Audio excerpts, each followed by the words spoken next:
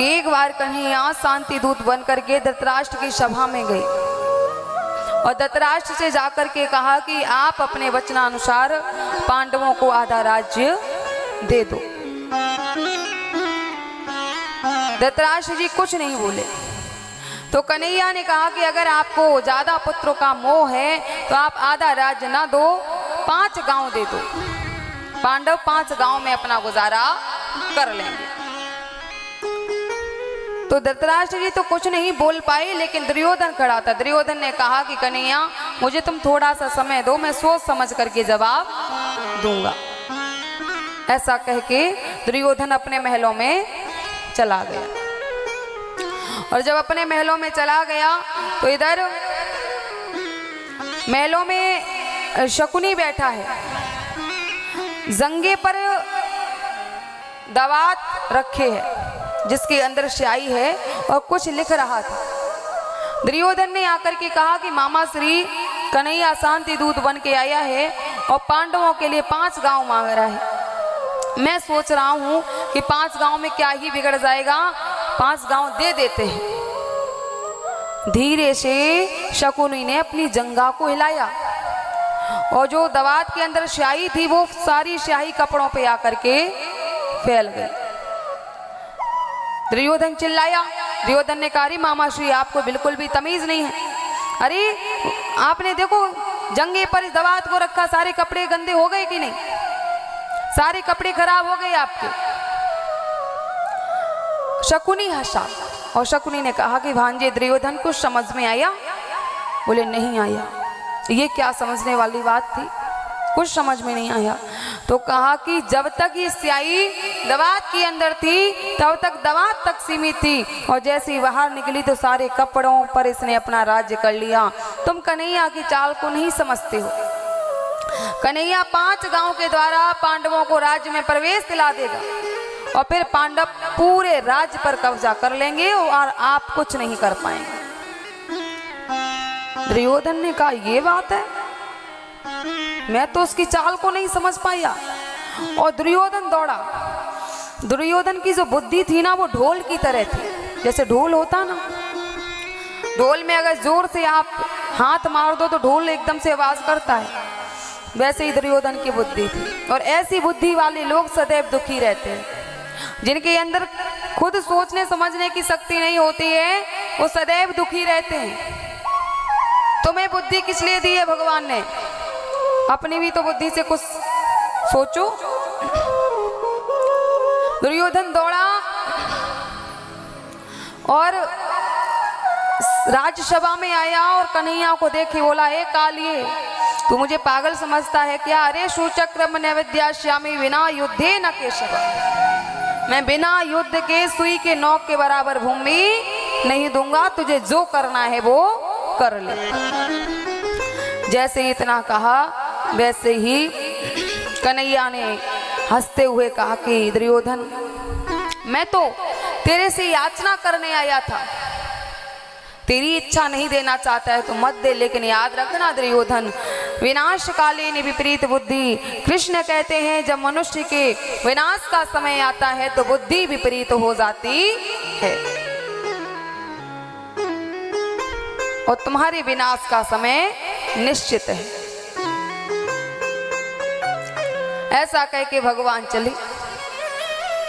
धृतराष्ट्र ने दुर्योधन से कहा अरे दुष्ट तूने भगवान को नाराज कर दिया, अब ये पांडवों की तरफ मिल जाएंगे और परिणाम ये होगा कि पांडव युद्ध जीत जाएंगे। वापस लेके आ। दुर्योधन दौड़ा। दुर्योधन ने कहा कि अरे कन्हैया तुम तो ऐसे ही नाराज हो गए। अरे मैं तो मजाक कर रहा था, कृष्ण लौट के आओ, ऐसे नहीं जाना, क्योंकि मैंने तुम्हारे लिए 56 प्रकार के व्यंजन बनवाए हैं, भोजन पा करके जाना। जैसे ही कहा भोजन पाकर जाना तो कन्हैया ने हंसते हुए कहा कि दुर्योधन तेरी जानकारी के लिए बताएं कि भोजन 2 परिस्थिति में किया जाता है, या तो भूख लगी हो तो भोजन कर लिया जाता है, या फिर किसी का भाव हो तो उसके भाव को रखने के लिए भोजन कर लिया जाता है। यहाँ तो ना भूख है और ना ही भाव है। एक कोने में विदुर जी खड़े थे। विदुर को देखते हुए कन्हैया ने कहा कि काका, आज का भोजन मेरा आपके यहाँ पर होगा। जैसे इतना कहा तो विदुर जी तो एकदम से उछले और दौड़ते हुए घर आए। अरे विदुरानी, सुनती हो, आज कन्हैया हमारे यहाँ पर भोजन प्रसाद ग्रहण करने आएंगे। विदुरानी ने सुना कि जिनके अक्षर विदुर जी मुझे कथा सुनाते थे वो मेरे घर आएंगे। विदुरानी ने एकदम से घर की सफाइयां कर ली, गाय के गोबर से पूरे घर को लीप डाला, तोरण लगा दिए और बैठ कर के भगवान का इंतजार कर रही हैं। बैठकर भगवान का इंतजार कर रही हैं। और विदुर जी तब तक किसी काम से बाहर निकल गए। जैसे ही विदुर जी बाहर निकले, इधर कन्हैया घूमते हुए विदुरानी के दरवाजे पर आए। अरे काकी, दरवाजा खोलो। जैसी आवाज सुनी, एकदम से विदुरानी दौड़ी और दरवाजा खोला। विदुरानी ने देखा कि दरवाजे पर परमपिता परमेश्वर खड़े थे। सोचो, अगर आपके दरवाजे पर आप सुबह सुबह दरवाजा खोलो और सुबह सुबह भगवान आपके दरवाजे पर खड़े हों तो आपको कैसा लगेगा? है? एकदम से स्थगित हो जाओगे। वैसे ही विदुरानी ने भगवान को देखा ना, तो आंखों में प्रेम के आंसू हैं। आंखों में प्रेम के आंसू हैं, कुछ बोल नहीं पा रही है, शरीर कांप रहा है, निहारती जा रही है, निहारती जा रही है भगवान को। कन्हैया ने कहा कि काकी, क्या देखती रहोगी, क्या अंदर लेकर चलोगी? अरे लाला, मैं तो भूल गई, अंदर आओ, अंदर आओ। अंदर लेके गई, फिर कन्हैया को देखने लगी। कन्हैया ने कहा, काकी अब खड़ा नहीं हुआ जा रहा है, कुछ बैठने के लिए ले आओ। तो काकी दौड़ी और एक पिड़िया को लेकर के आई, और वो पिड़िया भी उल्टी बिछा दी भाव में आकर के, और कन्हैया बैठ गए। कन्हैया कहते हैं, काकी तू कितनी अच्छी है। लाला क्यों? क्योंकि मेरे इस हाथ में जोर से दर्द भी हो रहा था, देख तूने मेरे इस हाथ के लिए ये कितना बढ़िया साधन बना दिया, इस पाए पे मैं हाथ तब भी रख सकता हूँ। अरे लाला, मैं तो भूल गई, मैंने इसको उल्टा बिछा दिया। लाला थोड़ा उठो, मैं इसको सीधा कर दूं। काकी ने कहा, तू ये सब छोड़, जोर से भूख लगी है, कुछ भी हो लेकर के आ जा। काकी सोचे मैं क्या खिलाऊं कन्हैया को। कन्हैया समझ गई कि काकी सोच में पड़ी है। कन्हैया ने कहा कि काकी, तेरे दरवाजे पर जो केले के वृक्ष है ना, उनमें फल लगे हैं, वो लेकर के आ जा। काकी दौड़ी, एकदम से केले के फल लाई, धुल के कन्हैया के सामने रखे, बोले लाला लो भोग लगाओ। कन्हैया ने कहा, काकी यशोदा माँ के यहाँ से भोजन किए बहुत समय हो गया है, आज तू मेरी यशोदा माँ बन जा और मेरे अपने हाथों से मुझे भोजन पवा। प्यारे, जब भगवान रिश्ता है ना, भगवान कहता मैंने भक्तों के लिए क्या नहीं किया है, भक्तों के लिए मैंने क्या नहीं किया है। अरे मैं तो हूँ भक्तों का दास, भगत मेरे मुकुटमणि। मैं हूँ भक्तों का दास, भगत मेरे मुकुटमणि। मैं भक्तों का दास हूँ और भक्त मेरे मुकुट की मणि है, ऐसे समझ। भगवान विदुरानी के हाथ से भोग ग्रहण कर रहे हैं। भाव क्या है कि आज हरि आए विदुरे घर पावना, आज हरि आए विदुरे घर पावना, आज हरि आए विदुरे घर पावना, आज हरि आए विदुरे घर पावना, विदुर घर पावना,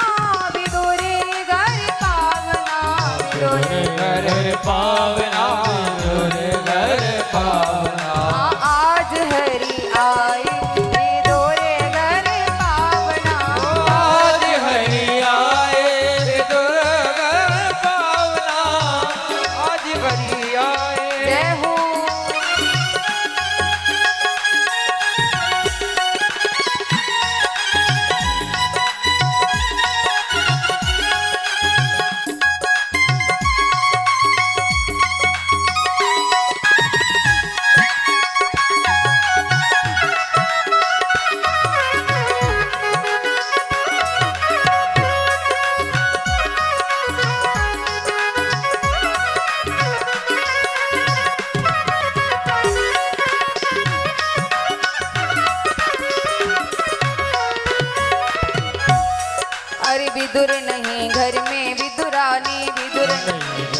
विदुर आवत देखे सारंग पानी आवत देखे सारंग पानी भूली देह न आवे चिंता भूली देह न आवे चिंता भूली देह न आवे चिंता भोजन कहाँ जवाबना आज हरि आए विदुर कर पावना हो आज हरि आए विदुर कर पावना आज हरि आए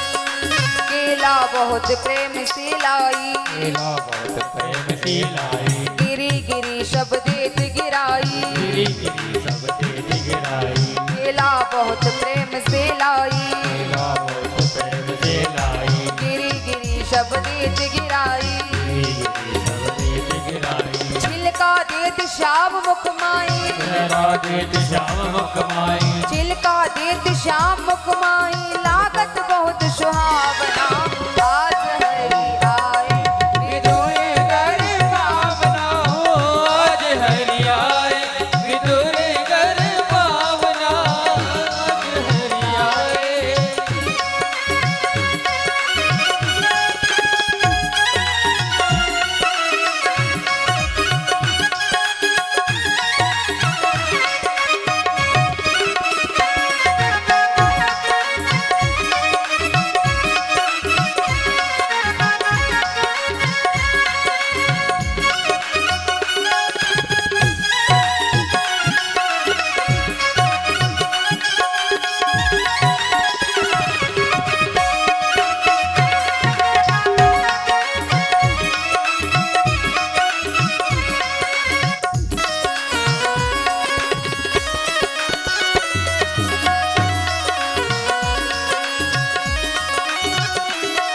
ताकि इतनी भाव विभोर थी कि कन्हैया को गूदे की जगह पर छिलके खिला रही थी।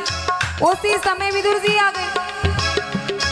अरे इतने में विदुर जी आए इतने में विदुर जी आए खोटे खोटे वचन सुनाए कोटे कोटे वचन सुनाए छिलका देत श्याम मुख माही छिलका देत श्याम मुख माही छिलका देत श्याम मुख माही कहाँ गवाई भावना आज हरि आए विदुर कर पावना हो आज हरि आए विदुर कर पावना आज हरि आए विदुर जी ने कहा अरे विदुरानी क्या कर रही हो कन्हैया को छिलके खिला रही हो कहाँ है भावना तुम्हारी यही भाव है तुम्हारे अंदर हटो मैं कृष्ण को गूदा खिलाऊंगा और विदुरानी को एकदम से हड़का के अलग हटा दी और विदुर जी ने केला लीन विदुर कर माही केला लीन दुर्बल माही गिरी देत गिरधर मुख माही गिरी गिरधर मुख माही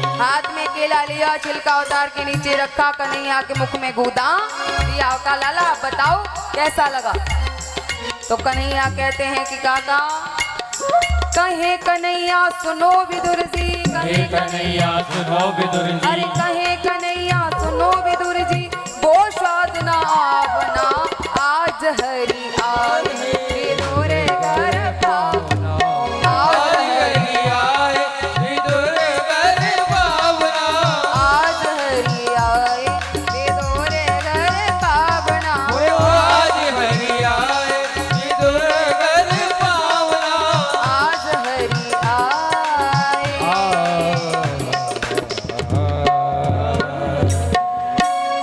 विदुर जी ने कृष्ण के मुख में गूदा दिया कहा लाला आप बताओ कैसा लगा कन्हैया ने कहा सच बताएं बोले सच बताओ कहा कि जो स्वाद काकी के छिलकों में आ रहा था वो तुम्हारे गूदे में नहीं आ रहा जैसे ही सुना तो विदुर जी तो भड़क गए विदुर जी ने कहा कि तब से मैं गूदा खिला रहा हूँ और ये तब से तुमको छिलके खिला रही इनके छिलके में स्वाद और मेरे गूदे में स्वाद नहीं आ रहा है भेदभाव कर रहे हो कन्हैया ने कहा भेदभाव हम नहीं कर रहे हैं, भेदभाव तो तुम कर रहे हो।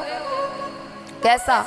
कहा कि तुम्हारी भावनाओं में भेदभाव है, और ना तो स्वाद छिलके में है और ना ही गूदे में है, स्वाद भाव में है। किसमें है स्वाद? भाव में। इसलिए काका विदुरानी का जो भाव है वो तुम्हारा भाव नहीं है, तुम्हारे भाव में अभी छल कपट भरा है, और विदुरानी छल कपट से रहित है। जब परमात्मा के प्रति ये भाव एकदम छल कपट से अलग हटके प्रभु से जब जुड़ता है तो वो परमात्मा भी तुम्हें स्वीकार कर लेता है। चिर दिखावटी की दुनिया में ना रहें, दिखावट की दुनिया में ना रह करके परमात्मा का चिंतन करें, उसका भजन करें। निष्कपट भाव से जब आप उसका भजन करेंगे तो वो एक दिन जरूर आपके घर आएगा, और जरूर आपको विदुरानी बना करके आपके हाथ से भोग ग्रहण करेगा। बोली भक्त और भगवान की जय हो।